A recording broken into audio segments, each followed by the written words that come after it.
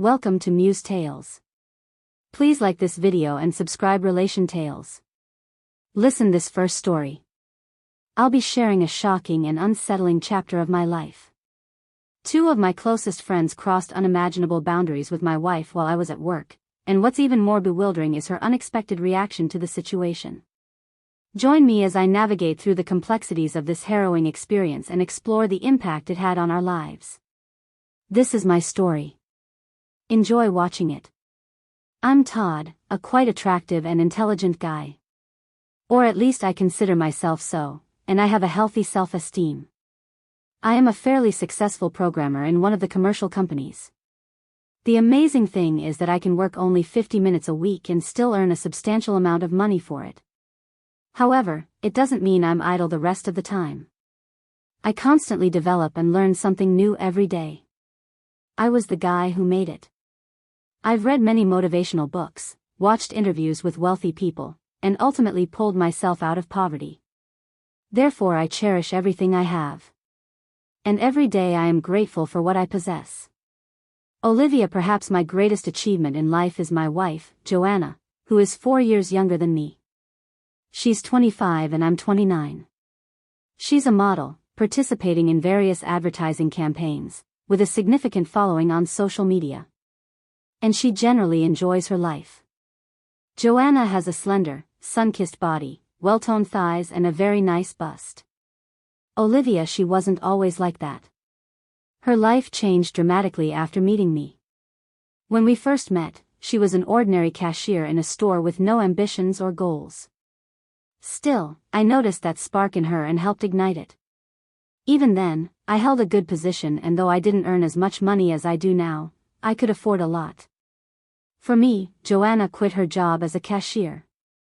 And I found her an excellent producer who helped her succeed on social media. Now our combined incomes allow us to live a luxurious life. This might sound like some success story and other nonsense. And honestly, I thought so too, until life smacked me in the face with reality. I have friends from school, Ibrahim and Leo, who were with me up to a certain point. At 18 we started our first business, an ice cream stand. Olivia, unfortunately, it quickly went down the drain. 6 months later, we launched another business selling hot dogs. Olivia, after 5 months, we had to close it. After that, there were more attempts, but all of them were futile. At 21, I realized that something needed to change. So I entered the IT field, which was new for me. Olivia, I knew it held a future. My friends didn't support my idea, saying, "It's a waste of time. You need to deal with real things. Create something of your own, not work for someone else." I disagreed with them because I thought ahead. I understood that becoming a skilled specialist would enable me to start my own project in the future. And it turned out that way. Ibrahim and Leo continued to try building a business. Now they have only one fast food stand that has been holding on for 3 years, bringing them profit, which they split in half. However, compared to the money I'm making, their profit is peanuts. Instead of exploring something new and moving forward, they, like stubborn sheep, continued to hammer in one spot. They succeeded, but I don't think it's the result they were hoping for. While I could afford to travel to different countries, buy expensive clothes and cars, dine in restaurants and have a wife with model looks, these two continue to live in the city, facing stress from their daily affairs. I'm not angry with them for not wanting to join me. It was their choice, and I understand them. Now we maintain a connection, but it's not like it used to be. They can come to my place on weekends, sit on my leather couch, and we can play video games and discuss mundane things together. Despite our differences, we maintained a good relationship and often met, mostly at my place. They liked my affluent home. Olivia, I didn't immediately realize that my wife was also appealing to them. For me, meetings with Ibrahim and Leo were like a distraction. They were simple guys without education. And I liked that I could sit with them, have a beer, and talk about all sorts of nonsense. I didn't try to boast in front of them. On the contrary, I tried to lower myself to their level and be down to earth.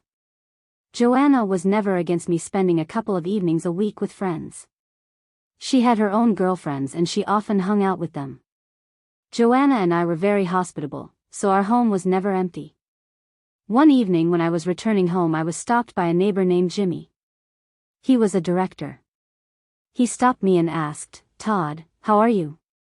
I don't want to seem intrusive and most importantly, don't think I'm spying on you, but I noticed something strange. When you're not home, a Ford often parks near your house. I even took a picture of it." I took his phone and started looking at the photo. The photo showed a white Ford, my friend Ibrahim's car. "Thank you, Mr. Jefferson, for your attention. I'll try to figure out what's going on." "You're welcome. Oh, wait, may I ask you for a favor? Could you, when you're home during the day, keep an eye on my house, and if you see the car, let me know." "No problem. Good night." "Thank you very much. Good night." This was clearly a red flag, and it couldn't be ignored. Why is my friend coming to my wife while I'm at work? With this question in mind, I entered the house where Joanna greeted me. She came out in a white robe, and without saying a word, began, "Darling, I'm so glad you're home. I have a surprise for you. You need to pull this string." I pulled the string and before me unfolded a work of art. Joanna bought a new sexy costume. It was a nurse's costume. "I think you're a bit tired, but I know how to fix it. First, you need to take a shower and then I'll be waiting for you in my medical office." I quickly took a shower in Joanna and I spent an unforgettable night. Such spontaneity made all my thoughts fly away, and I completely surrendered to the moment. The next day, I didn't have to go anywhere, which meant that Joanna and I would spend the whole day together. I thought that perhaps yesterday, Ibrahim dropped by to pick up something he forgot and just stopped by quickly. At least that's what I wanted to believe. I didn't want to entertain the thought that Joanna could cheat on me, especially with my friend. Joanna and I had quite an ordinary day, and in the evening we planned to relax by watching a movie. However, our plans were interrupted by Leo, who wanted to invite us somewhere. "Buddy, let's go to the club tonight. It'll be fun. You can bring Joanna along." I declined, not only because Joanna and I had plans for the evening, but also because I didn't enjoy going to clubs, especially with Joanna, who would find it boring since Ibrahim and Leo didn't have girlfriends. Ibrahim tried to build relationships and even got married, but in the end, he cheated on his wife and she left him. Leo just had bad luck with girlfriends and his longest relationship lasted only a year. I always told them that if they wanted to go out together, they needed to find girlfriends. They would just nod silently and say they'd find someone soon. I told Joanna about Leo's proposal and noticed her disappointment. Apparently she wanted to go out and have some fun, but I didn't pay much attention to it. The next day I had to go to work. I kissed Joanna and left. At noon, my neighbor Jimmy called and reported, "Todd, a car has parked near your house again. I don't know exactly when, but I'm calling to let you know." "Thanks, Jimmy. How long will you be home?" "All day." "All right. If it's not too much trouble, could you call me when you see that the car has left?" "Sure, I'll keep you posted." We said goodbye, and my mind was once again flooded with doubts. 5 hours had passed since Jimmy's call, and during this time I was in a state of uncertainty. Suddenly the phone rang. "Todd, the car is leaving." 2 men got in. I thanked Jimmy and hung up. Now there were no doubts. My 2 friends were coming to my wife when I wasn't home. Olivia, if I initially thought it was only Ibrahim, now I realized that Leo was involved too.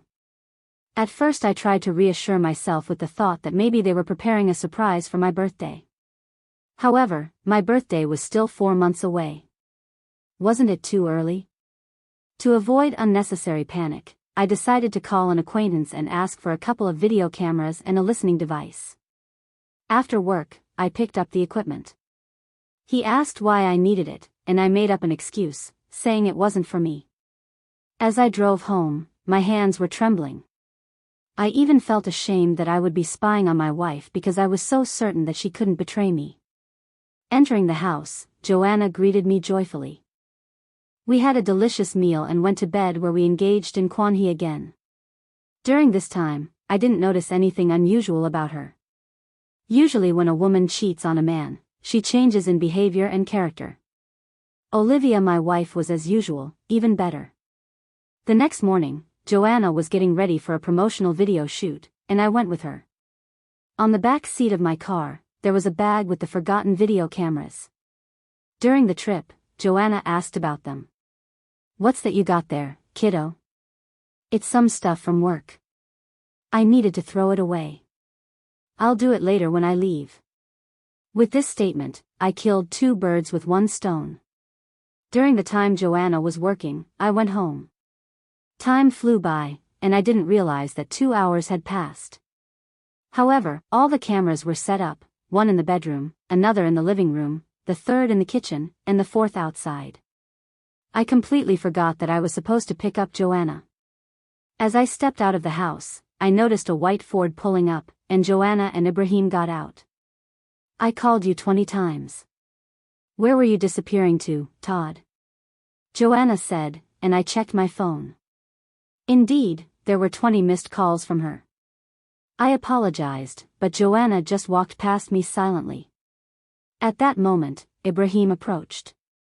"Dude, you messed up big time, and I had to handle things myself." "Sorry, just got caught up. It was an urgent call and I needed to fix a project." "All right, no big deal. I can help you out, considering how many times you've bailed me out." We said our goodbyes and I went back into the house. The whole evening passed in a silent atmosphere. Joanna was upset with me for not picking her up, so I tried to apologize. "You promised to pick me up. Why didn't you come?" "There was an urgent order." "Forgive me. I won't forgive it next time." We hugged each other and went to bed. I felt ashamed that I could suspect her of something. I didn't fully believe it, thinking that Jimmy, the old man, let his imagination run wild. However, since he provided me with photos, I had to personally confirm everything. At night, while Joanna slept, I decided to unlock her phone and check her messages. I found nothing suspicious in them. The phone was clean. I went to sleep with a clear conscience. 2 weeks passed since I installed cameras in my house. While I was at work, I kept an eye on what Joanna was doing at home and everything seemed fine. Nothing suspicious, not a hint of anything. After that night, I decided to check Joanna's phone a couple more times and it turned out to be clean. No signs of infidelity or communication with my friends. Everything was normal. We hung out with Ibrahim and Leo, spending quality time together. Joanna worked and we went out to the city, visited various interesting places and overall lived a peaceful life. One day at work, I decided to check the cameras. I was already tired of doing this. Every time I understood that I wouldn't find anything and it seemed pointless. Other thoughts started bothering me. What if Joanna finds the camera and thinks I'm spying on her and don't trust her? I looked at the camera and saw Joanna opening the door. Unexpected for me, I turned on the outdoor camera and saw a white Ford parked near my house. Ibrahim and Leo were standing on the porch. Joanna happily greeted my friends. And they entered. I unplugged the listening device, which was installed in the living room under the coffee table. Joanna went upstairs to the bedroom while Ibrahim and Leo took off their shirts and sat on the couch with bare torso. Joanna changed in the room and I saw her taking out a sexy costume from the wardrobe, the same one she wore for me the night before. I watched everything without taking my eyes off Olivia. At that moment, I decided what I would do with them. It was time to take out the trash, quite literally. I called a person with an untraceable number, whose name couldn't be disclosed, but let's call him Mr. Keller. He specialized in discreetly disposing of trash on request. I called Mr. Keller and outlined the entire situation, my voice trembling, and the phone almost slipping from my hands. "All right, we'll be waiting for you at the payment spot. And the moment you pay, the car will head to your house and collect the garbage." The conversation was brief and the cost for such a service was not small. I needed to move quickly to the payment location. Fortunately, I had enough cash in my car for this service. I decided to check the cameras and saw my wife already on her knees, pleasing my friends. I felt like I was going to be unwell because if I hadn't found out, I would have come home in the evening and kissed her. I drove like a maniac, as if I were not myself. I was shaking all over and it felt like I could faint. I felt so bad, so hurt, and I even shed a tear. I couldn't understand how my school friends and my wife could betray me like this. I quickly arrived at the location, an abandoned building. I needed to leave an envelope. So I placed the envelope with money under a stone and sent a message. Eggs laid, literally. Within the next minute, I received a message. My chicks flew out of the nest. I rushed back home, leaving the car nearby, and started observing from a distance. I checked my phone and at that moment Jimmy called, saying there was a white Ford near my house. I told him everything was fine. I turned on the cameras again and saw two men enjoying my wife on my leather couch. It felt like I was watching an adult movie. It hurt again, but I sensed that justice would prevail soon. 10 minutes after I arrived home, a white van pulled up. 3 sturdy men, dressed in all black and wearing balaclavas, immediately stormed into my house. One thug knocked out Ibrahim with a single blow. The second subdued Leo and the third silenced Joanna. They were knocked to the floor, tied up, had bags put over their heads, and quickly carried away in the van, which sped off. I witnessed it all through the cameras and marveled at their professionalism. They completed the job in about 40 seconds. All that was left for me was to wait a couple of days for the results. I decided to check with my neighbor to see if he saw anything, and luckily, he saw nothing.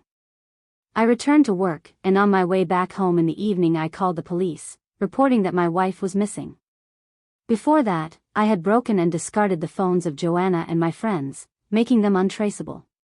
The next day, a tow truck removed the white Ford from my house. I informed the police that as usual, I returned home but found my wife missing without any clues. All neighbors in the area provided their statements, confirming that the white Ford frequently approached my house when I wasn't home.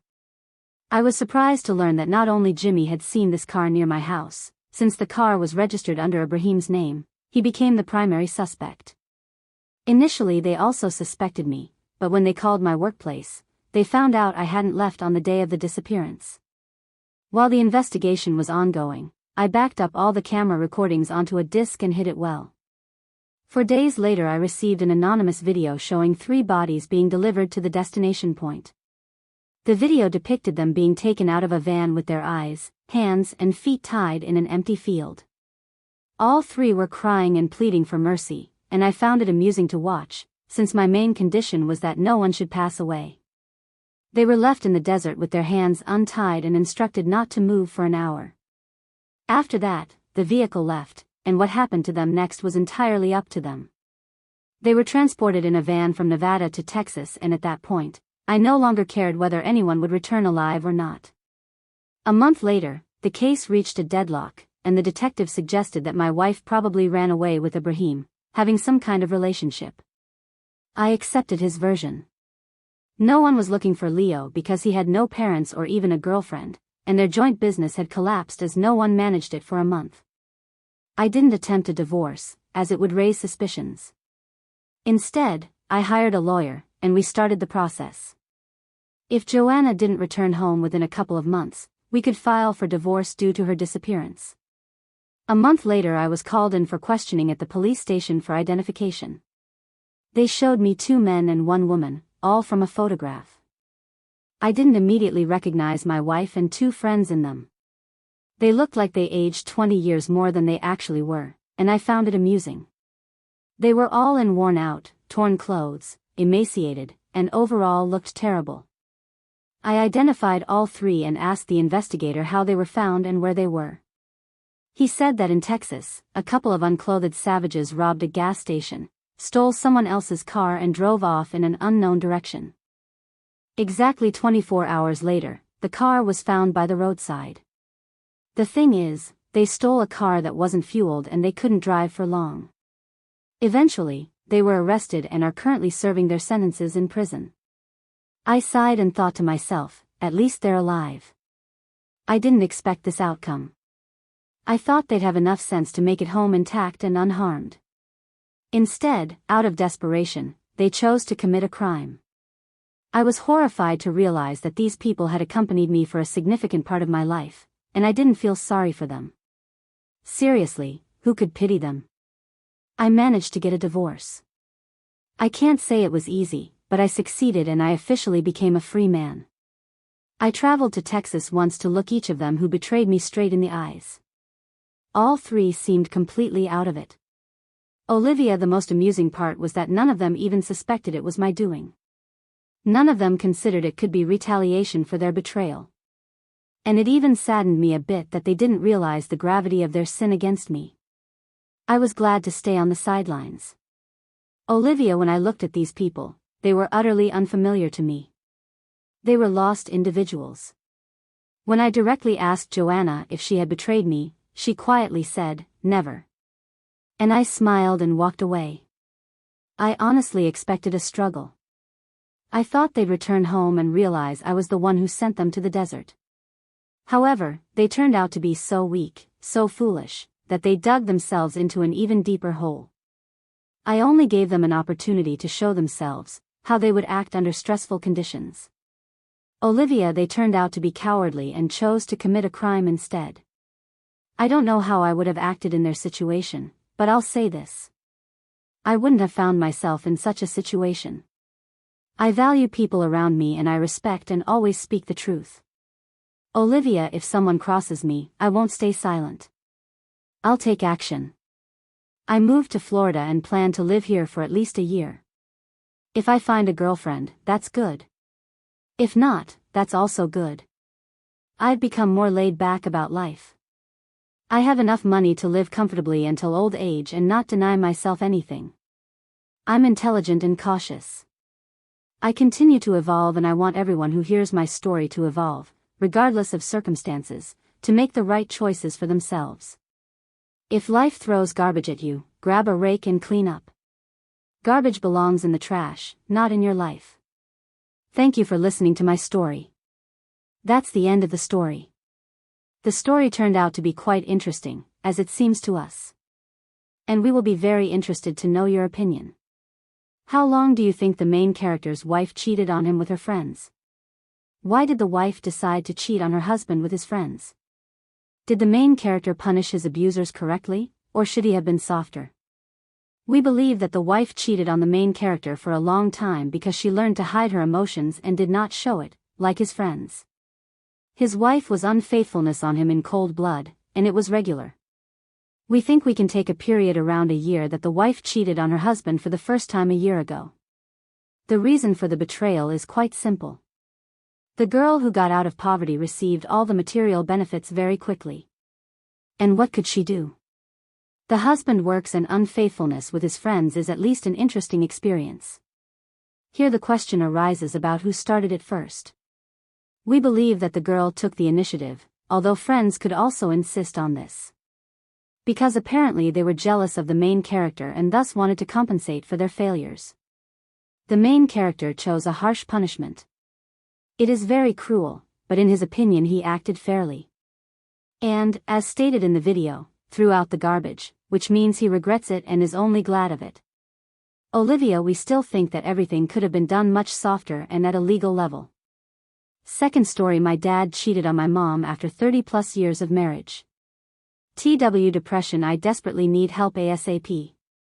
For context, in 22 Fahrenheit my mother got married to love of her life quite young and had to face a lot of issues on the in-laws' side and also to get approval of my dad from her parents back then.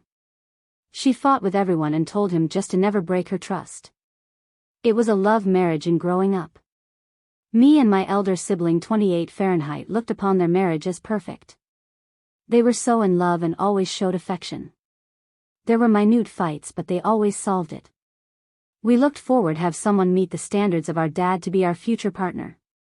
My mother is a stay-at-home mom and made sure we were given right values and utmost love. She faced a lot of discrimination from in-laws for the same. My mother was diagnosed with chronic depression. She has migraine and cervical pain both. Her health has been deteriorating over the past 15 years and just recently got better. She also has anger issues and sometimes doesn't know how to not control everything. She recently lost both her parents and is financially dependent on my father. My father has a job that requires constant travel, and he has been the most loving man to all of us and provided with everything he could and more. He's never raised his hand on anyone. For the longest he was the sole breadwinner. He has taken utmost care of my mother even when she would sometimes not be rational and say no one loves her. Everything is her fault or feels guilty after lashing out on me or my sister. Coming back to the current scenario. My mother found Facebook messages and is completely broken, constantly crying and saying I can't believe it. She feels betrayed BCS. She blindly trusted him and never once went through his phone or social media. She has fallen unwell and is talking about dying or going to her father, not eating and constantly looking into abyss. He in the moment also said to her that everyone does this and it's not that big of a deal and she's overreacting because she shouted and broke his phone. Me and my sister both live in other states and were called back to hometown to talk about this as a family. I do not know what to say or do because my whole image of him is broken and it's disgusting for him to say it's not that big of a deal. On the other hand, I'm extremely scared of my mother taking any step to end everything. I don't know what would help, please advice. Thanks for joining us on this chapter of Relation Tales. If you were moved by these stories, hit that subscribe button and ring the notification bell. Don't miss out on the upcoming emotional roller coaster of relationships.